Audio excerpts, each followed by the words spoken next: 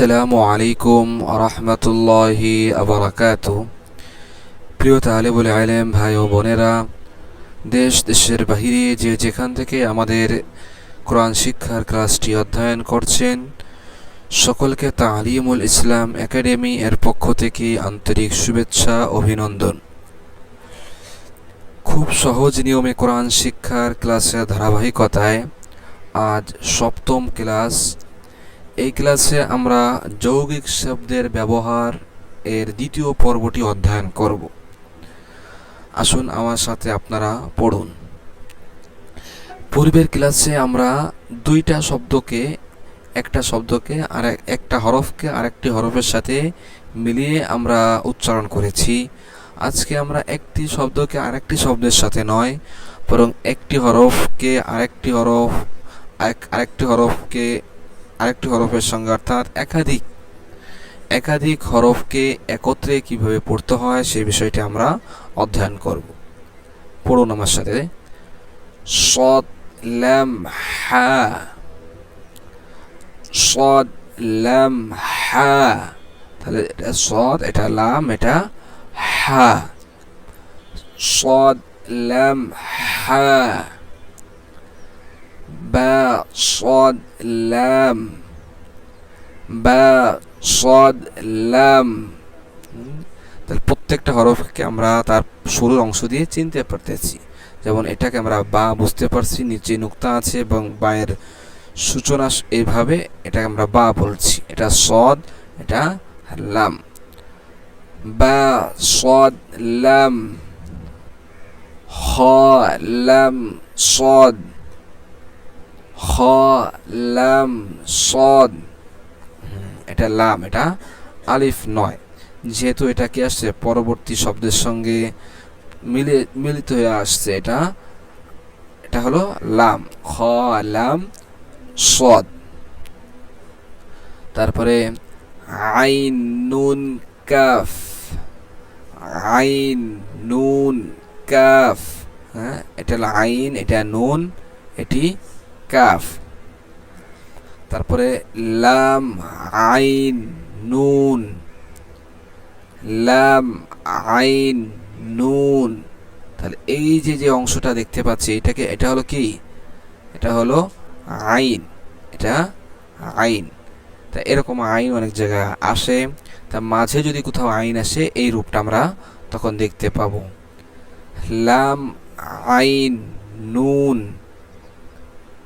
শিন ফা আইন। এটা হলো শিন, যেহেতু উপরে 3 নুক্তা আসছে, শিন, শিন ফা আইন।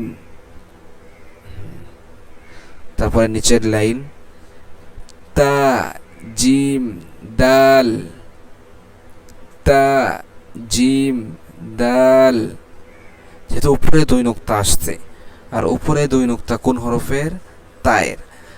নিচে 2 নুক্তা হলে তখন সেটা হয়ে যায় ইয়া, কিন্তু উপরে 2 নুক্তা হলে সেটা কি হবে? তা।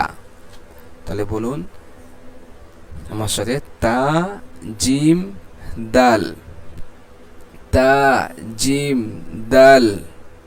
তারপরে ফা তা হা, ফা তা হা।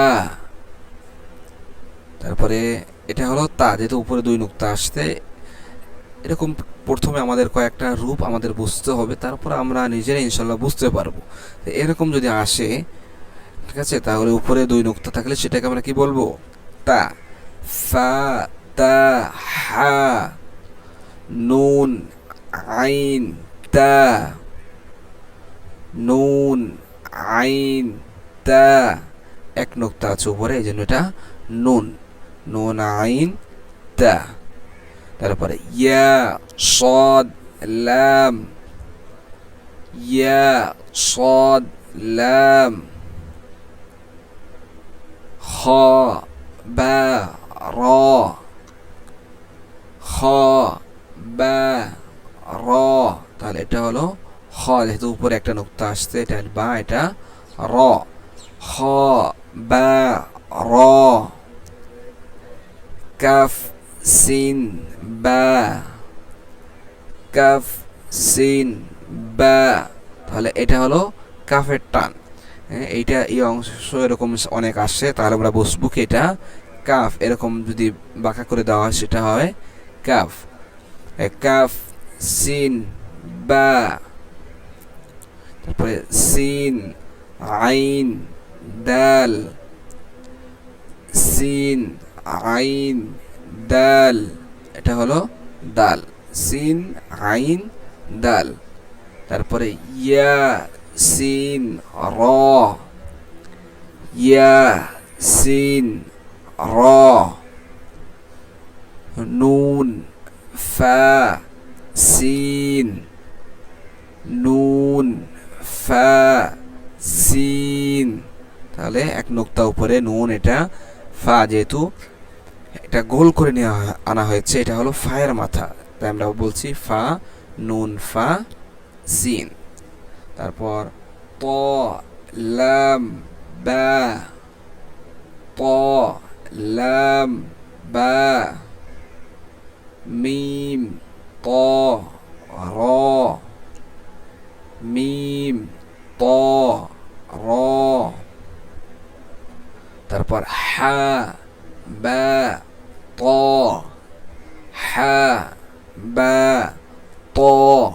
তাহলে আমরা কিন্তু শুধুমাত্র হরফগুলো উচ্চারণ করে আমরা সামনে অগ্রসর হচ্ছে। হ্যাঁ, তাহলে একটা হরফ আর একটা হরফের সাথে মিলিত হয়ে আসলে কিভাবে আসে সেই রূপটাই আমরা জানতেছি। আচ্ছা দেখুন,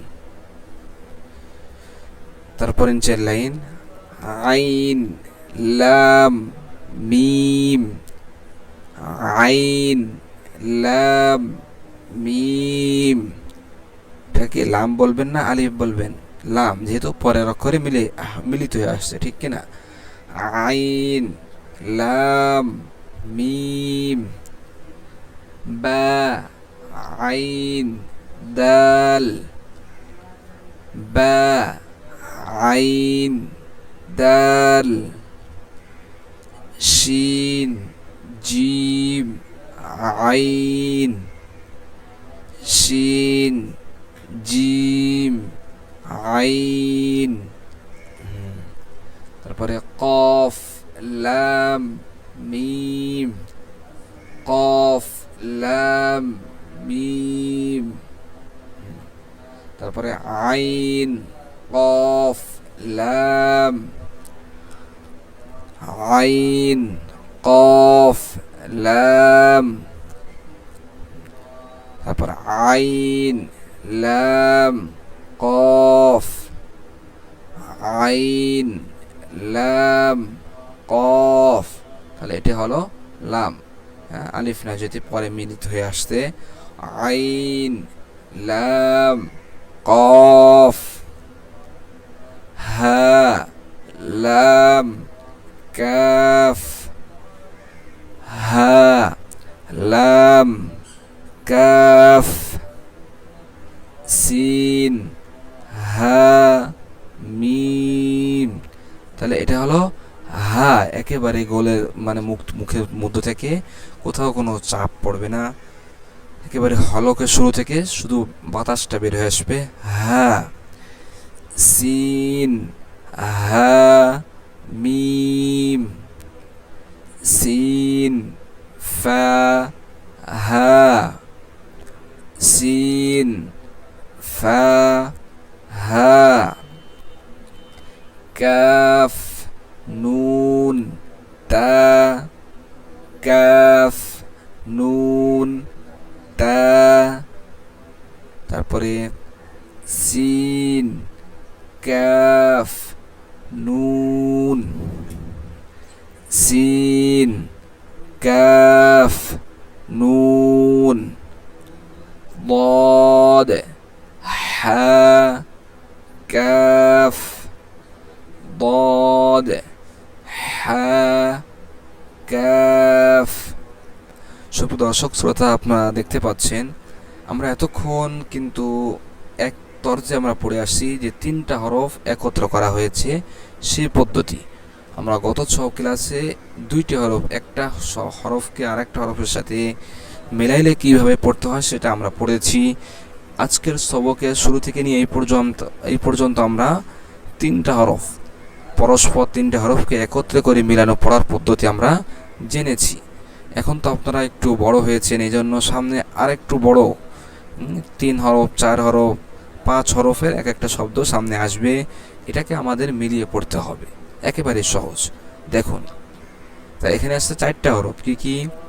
ইয়া, তা, লাম, ওয়াও। ইয়া, তা, লাম, ওয়াও। তারপরে নুন, আইন, নুন, আইন, মিম, তা, মিম, তা। এখানেও কিন্তু 4টা হরফ আসছে।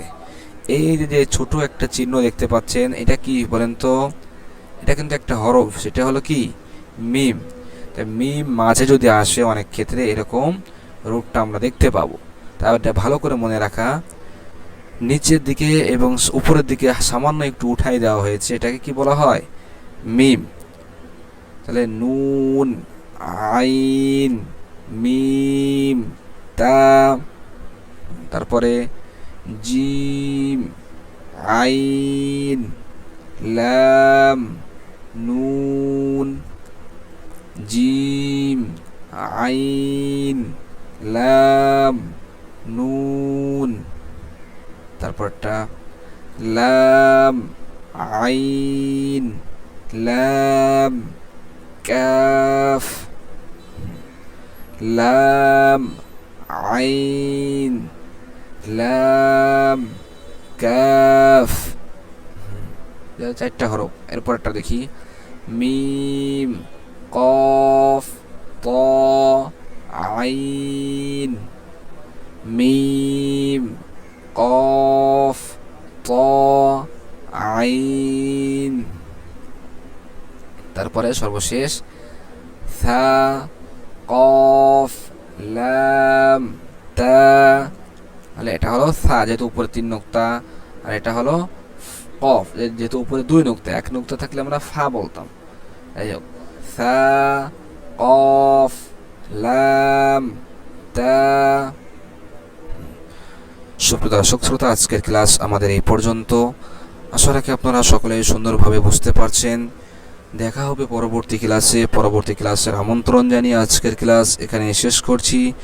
সকলেই সুস্থ থাকুন, ভালো থাকুন।